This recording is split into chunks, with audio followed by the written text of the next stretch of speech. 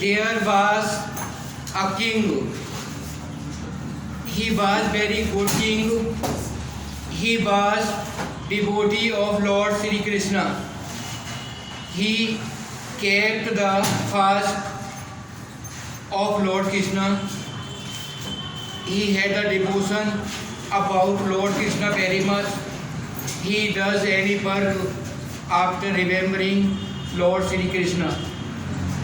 One day, King Amrish gave the feast to all sages. All the sages came there, but sage Durvasa did not come. He waited for much time for Durvasa, but Durvasa did not come. Then Amrish started the feast. As soon as he started the feast, Rishi Durvasa came there and he became very furry. He was very angry and he was about to curse to Amrish. Meanwhile, Lord Sri Krishna left his divine wheel, and divine wheel was about to cut the neck of Durvasa.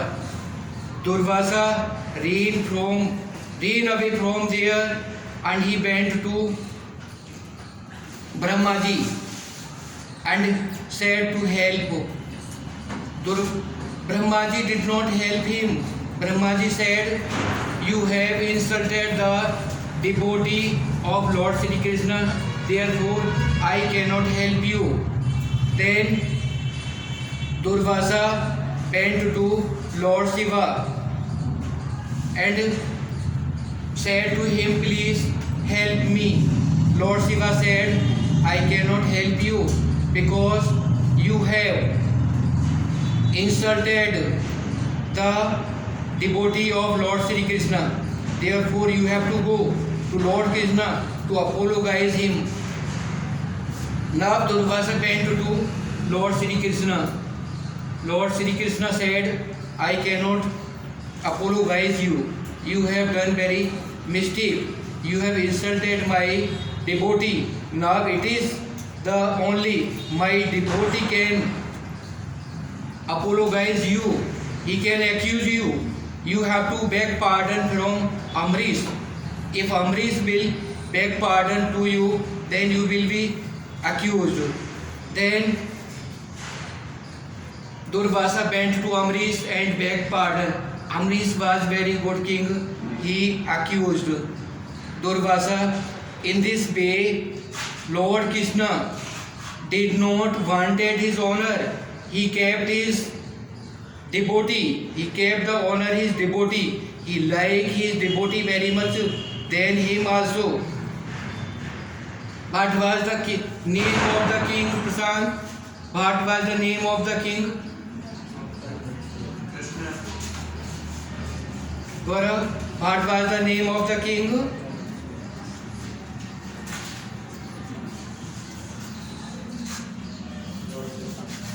What was the Abhishek? Rishi Durvasa. What was the name of Rama? Amrish. The king's name was Amrish. Amrish. Who was Amrish? Sir, Amrish is king.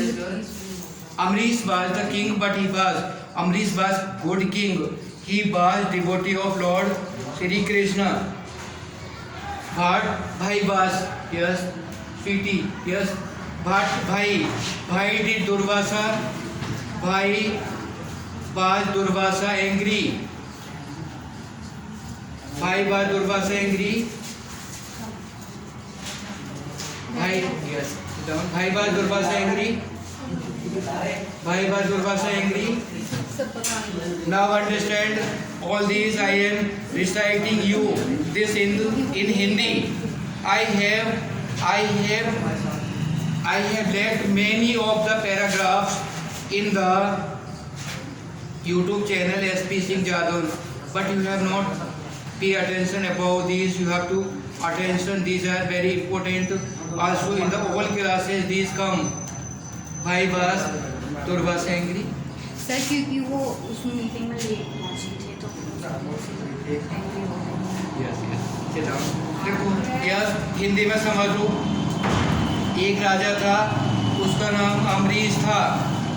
Amrish भगवान श्री कृष्ण का भक्त था।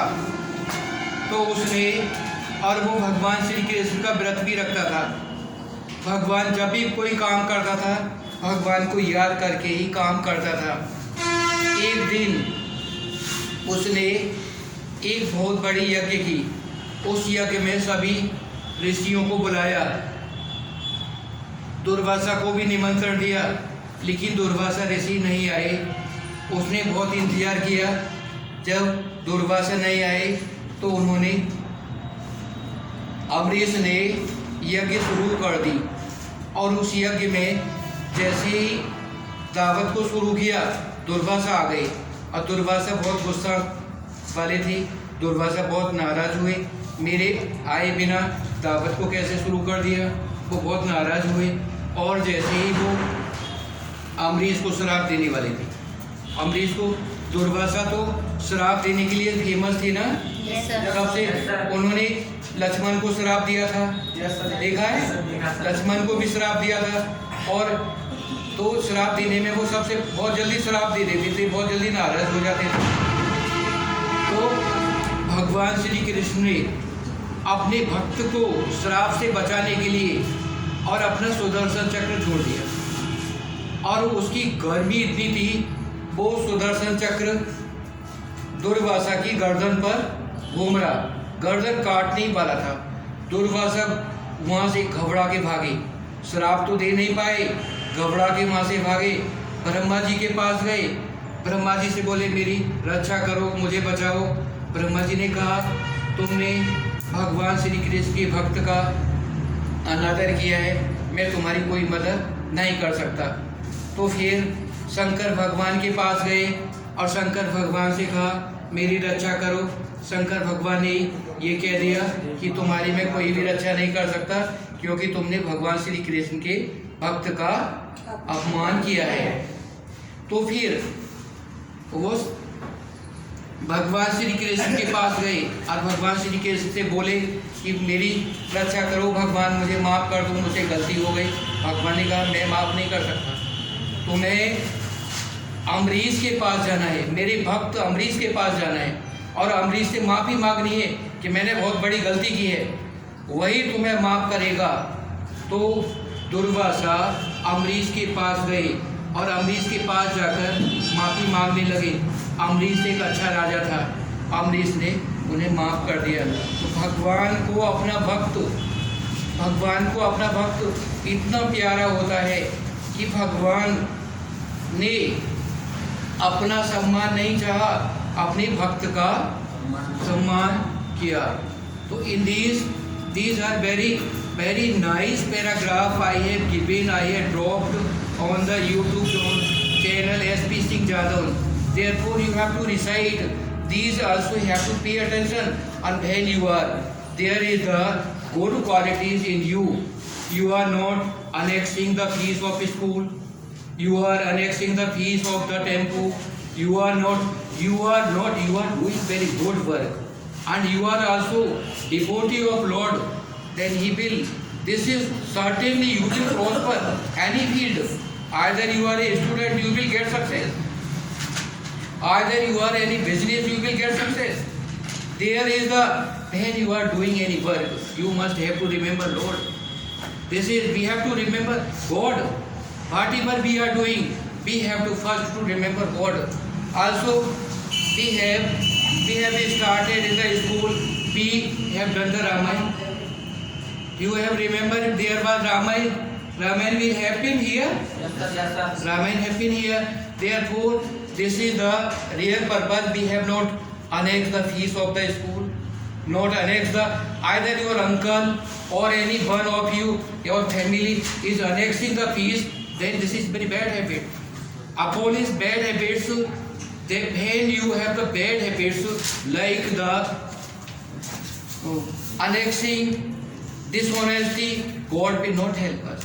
And we are not devotee. This is impostor. ये तो खाली झूठा आडंबर है कि हम भाई हम भगवान के भक्त हैं, दूसरों की फीस मार रहे हो, दूसरों के पैसे मार रहे हो, शराब पी रहे हो, अंडे खा रहे हो, मांस खा रहे हो, तो भगवान के भक्त हो ही नहीं सकते। अरे अंडे खाने वाला, मांस खाने वाला, मीट खाने वाला वो भगवान का भक्त हो जाएगा? नहीं होगा। Therefore, this is very important. We have to become the good citizens. Also, there will be the purity in our heart. This is the real purpose of you reciting you, and you also pay attention about this very much. And these are of course that you have be attention about English. I will daily speak the one paragraph. You have to attention about this. Now I am starting science. All these students attentively hear science, numerical.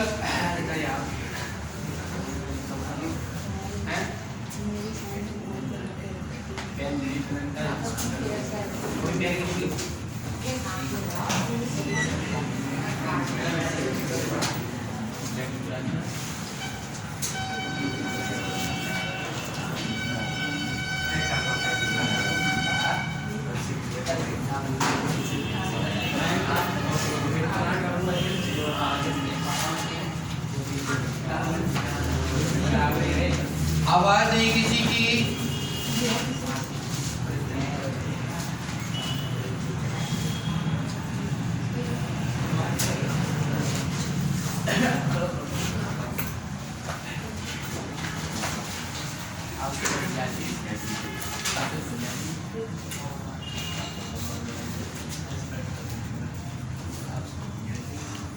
किसी की आवाज नहीं, बिल्कुल शांत हो जाओ।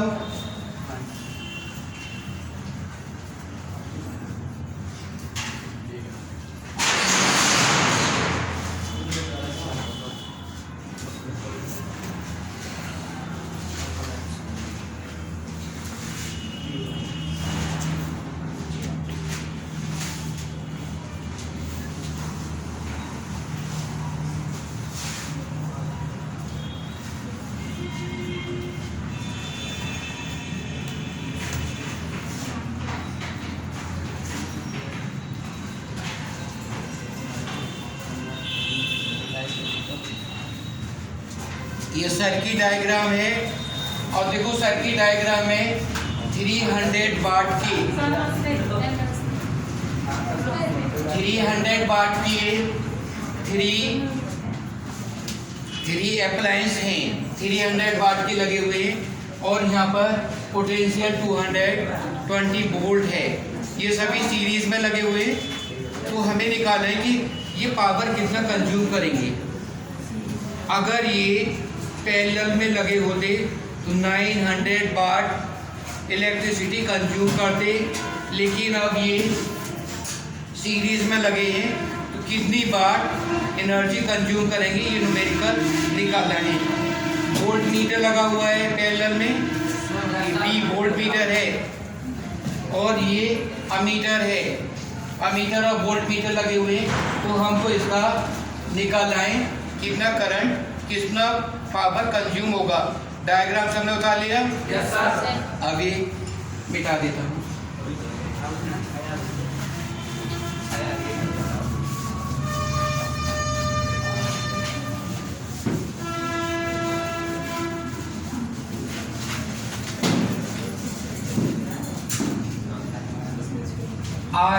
R resistance B²/P। आवाज नहीं किसी की। R B²/P equal to 220 square upon power is 300 power 220 multiply 220 upon 300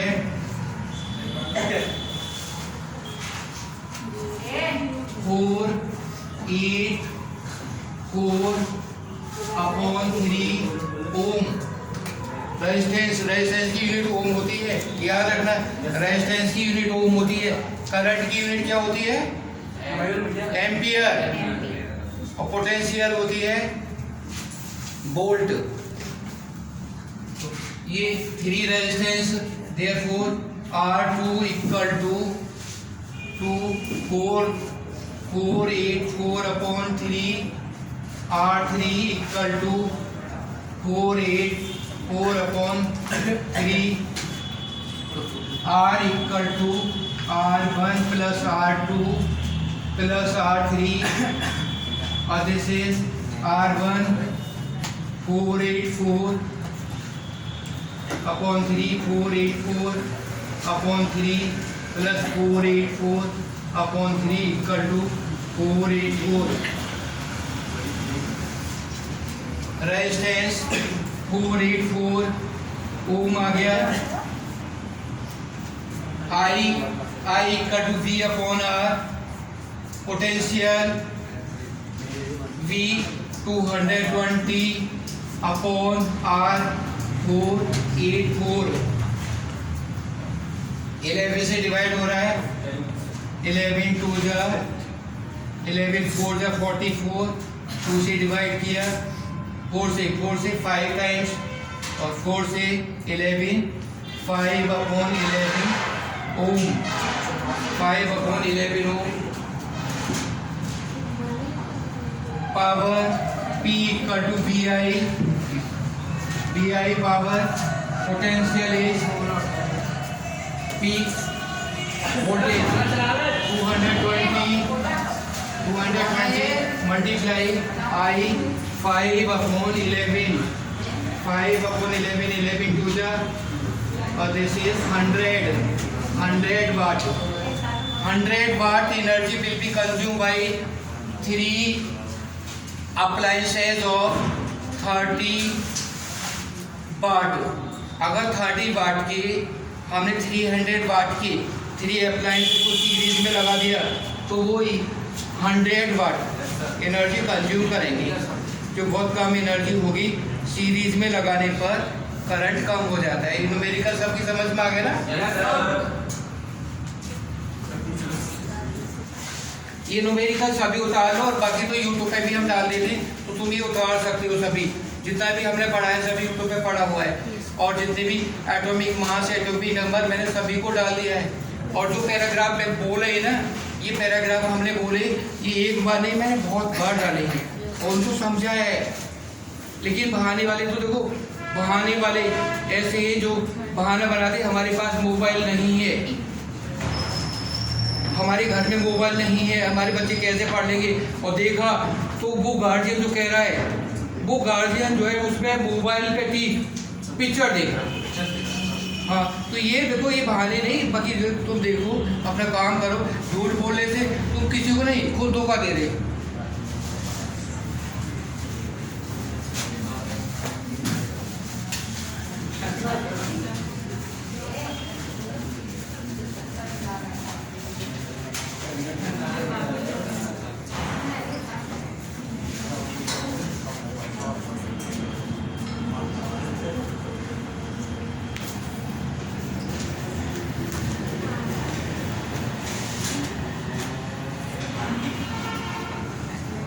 ये क्या है? सिलेंडर। ये सिलेंडर है, ये वाली शेप सिलेंडर है।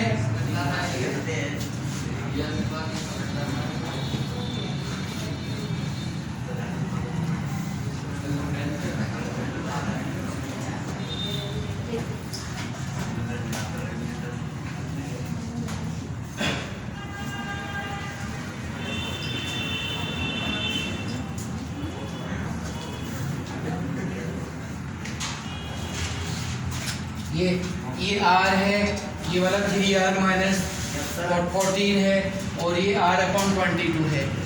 तो हमको इसका निकालना है, वॉल्यूम निकालना है।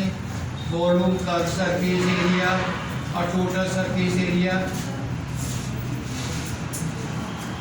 प्रशांत खड़ा हो जा। वॉल्यूम का फॉर्मूला क्या है? गौरव, वॉल्यूम का फॉर्मूला सिमी बता। देखो वॉल्यूम याद रखो, ये सिलेंडर का वॉल्यूम होता है पाई आर स्क्वायर एच। ये फॉर्मूले याद रखो, जब तक फॉर्मूले याद नहीं होंगे ये नहीं निकल पाएगा।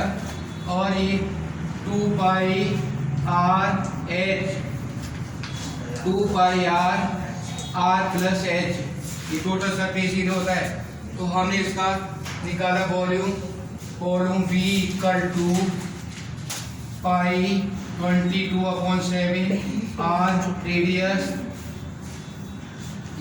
रेडियस यहाँ से निकालेंगे equation 3r minus 14 equal to are, 3r minus are equal to, ये इधर ट्रांसपोज हो गया प्लस हो जाएगा ट्रांसपोज, इधर रखो इक्वेशन में ट्रांसपोज किया 2r equal to 14 r equal to 7 आ गया, रेडियस 7 सेंटीमीटर,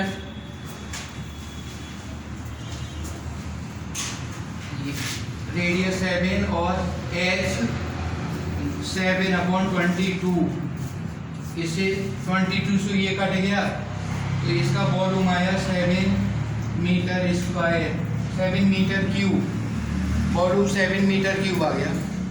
ये ध्यान रखो, मैं निकलवाऊंगा सवालों को और तुम्हारे एग्जाम में भी आएंगी, एग्जाम में भी जो ये हमने करा दिए हैं ये चीजें आनी है ऐसी।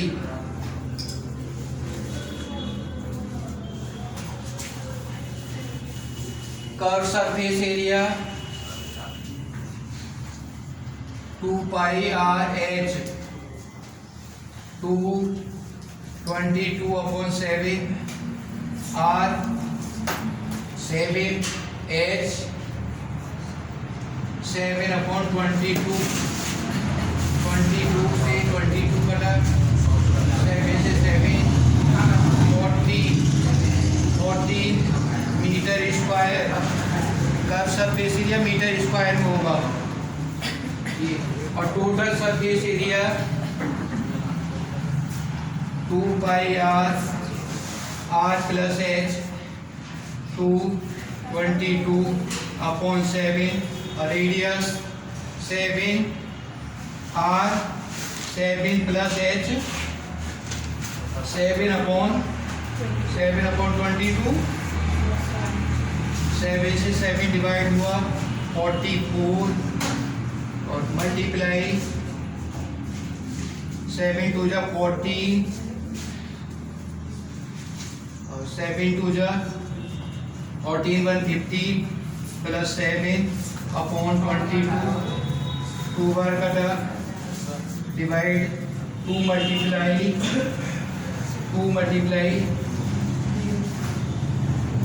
7 4 11 और 6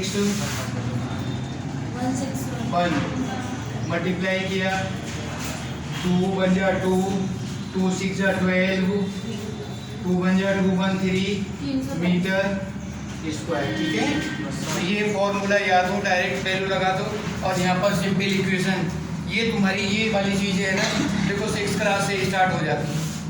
ये सभी सिलेंडर है, सिलेंडर का वॉल्यूम निकाला, total surface area, curve surface area, तो इनकी फॉर्मूले तो याद करनी पड़ेंगी। English, I have told you that each of the students have to be vertebra the paragraphs stories I have dropped on YouTube channel SP Singh Jadon. You have to see, and also these will be given in the examination. Therefore, attentively, not pretend that there we have not mobile or we are not understanding. The sound is, the voice is so slow that we are not hearing. There are many kind of the pretend, बहाने बहुत तरह के होते हैं। अगर हमको कोई काम नहीं करना है तो हम बहुत तरह के बहाने बना सकते हैं, और अगर करना होगा तो उसे कर सकते हैं। This will be the key desires that you will be, all the students have to be attentively that you have to do. If you are only pretending that you are deceiving yourself, not others. You are deceiving yourself when you are not doing. अगर तुम ये खुद काम नहीं कर रहे हो ना तो तुम खुद को धोखा दे रहे हो। किसी को अब झूठा बहाना बना दे कि भाई हमारा तो वही नहीं, हमने तो हमारी तो इतनी तेज आवाज़ थी, इतनी जो है धीमी आवाज़ थी, हमारी सुनाई नहीं दे रहा, या बहुत जल्दी बोल दिया था, हमें मालूम ही नहीं पड़ रहा है। और इस तरह की बहाने देखो नहीं बनाओ, ये समझो, एक वर्ड को समझो। हमने बहुत सारी गाली भी दी, बहुत सारी डाली उन्होंने, एक एक को पढ़ोगे ना। साइंस का वो डाला है मैंने, इंग्लिश का डाला है, तो इनको सभी को समझ करके करो। और these are very important, all these math, English, science, you have to attention about these very much and also do the paragraph which I have spoken today. All these students have to do the paragraph which I have spoken today.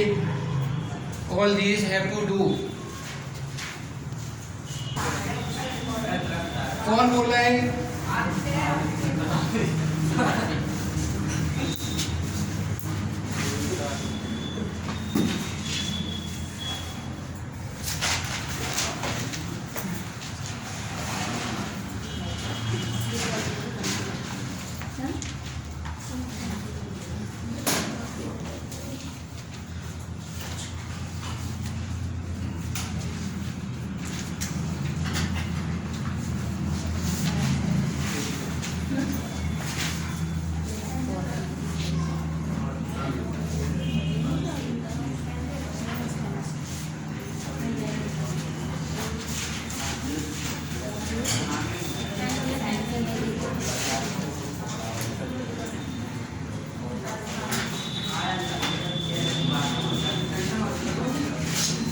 Aditya खड़ा हो जा।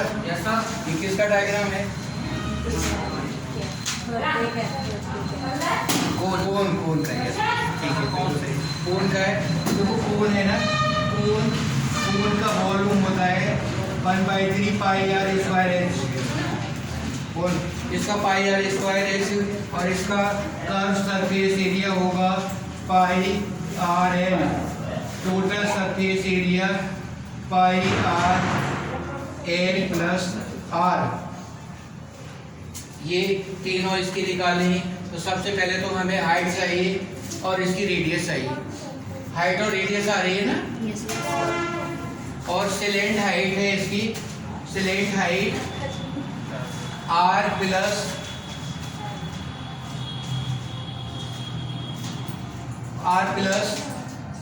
Three है। Slant height R plus 3, ये slant height होती है। ये वाली silent height R plus है, तो हमें सब चीज़ मालूम हो जाएगी। पहले हम आर निकालें। Simple equation 3r minus 14 equal to are, 3r minus are equal to 14, 2r equal to 14, r equal to 7। r 7 आ गया। अब h निकाला, h equal to r upon 7, 7/7 equal to r बन आ गया, h बन आ गया। और l कितना आया? l equal to r plus 3, तो 7 प्लस 3 इक्वल टू 10। ये सभी मीटर में है, मीटर में। अब ये सब वैल्यू हमने निकाली। वॉल्यूम निकाला, volume 1/3 pi R square H, 1/3 pi की वैल्यू क्या होती है? खड़ा हो जा। पाई की वैल्यू, हाँ आदित्य, पाई की वैल्यू खड़ा हो जा। पाई की वैल्यू ये मैं जो बता रहा हूँ ना, देख सुन ले, अगर कल नहीं बताया। ये पाई की वैल्यू देख, अभिषेक ने बताया, अभिषेक ने ऐसा भी बताया। अब तू बैठ। यस, विशेष, हाँ खड़ा हो जा। ये सिलेंट हाइट क्या होती है? सिलेंट हाइट, सिलेंट का मतलब स्लोप। अब ये वाली हाइट है, ये वाली हाइट है ना, ये सिलेंट हाइट है। और जो इस तरह से हाइट है, ये एच होती है। ये जैसे अभी दीवार है, ये वाली हाइट एच है, और अगर ऐसे स्लोप में होगी वो सिलेंट हाइट होगी। ध्यान से समझो। R7 हो गया। अब ये 1/3 पाई की वैल्यू जहाँ भी पाई है 22/7। ये 7th क्लास में है। Yes, sir. पाई की वैल्यू। और R7H हमने H1 निकाला है। यस, इसे कट गया और H था, ये बना गया। और ये इसे कट जाएगा तो ये हो गया 1/3। तो ये 22/3 मीटर क्यूब है। वॉल्यूम आगे है सर ये 7 स्क्वायर नहीं है, वो वो आर R स्क्वायर स्क्वायर हो गया वो। पाई आर स्क्वायर ऐसे, पाई आर स्क्वायर ऐसे ना, आर मल्टीप्लाई पर, तो 7 मल्टीप्लाई पर, इसका मतलब हो गया 22 मल्टीप्लाई 7, 22 मल्टीप्लाई 7 तो इक्वल टू 7 टू द 40 तो 150 अपॉन 3 मीटर क्यूब। ठीक है, ये एक आर कट गया। Curve surface area pi R L